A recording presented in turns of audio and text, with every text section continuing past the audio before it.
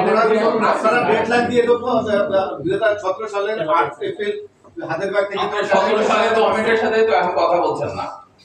আপনারা 17 সালের গভর্নমেন্টের সাথে এখন কথা বলছেন না, কিন্তু জি এখন যে ইন্টারিম গভর্নমেন্ট গণঅভ্যুত্থানের সরকার, সেই সরকারের সাথে কথা বলছেন। এই জন্য তো সরকারের কাছাকাছি আপনারা যখন এর আগের সরকারের ব্যাপারে কিন্তু যেটা হয়েছে আমরা সারা দেশের মানুষ জানি, ওই জন্য ওই সরকার পালাই গেছে। এখন যে সরকারের সাথে কথা বলছেন এটা গণঅভ্যুত্থানের সরকার।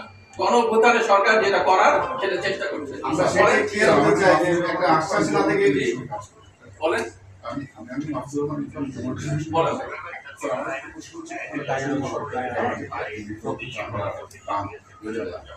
এবারও দাম দিয়েছেন স্যার।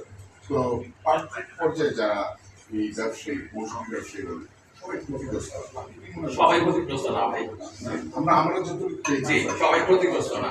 এবার ক্ষতিগ্রস্ত হওয়ার কারণ আপনার দুইটা জিনিস হয়েছে, চামড়ায় লবণ লাগানোর ক্ষেত্রে যদি দেরি হয়ে যায় থাকে তাহলে কিন্তু দাম কিছু কমবে, আর চামড়ায় যদি ঠিক মতন লবণ লাগানো হয়ে থাকে তাহলে কিন্তু দাম কমে নাই। এটি হচ্ছে পার্থক্য। ধন্যবাদ, চলেন দেখেন।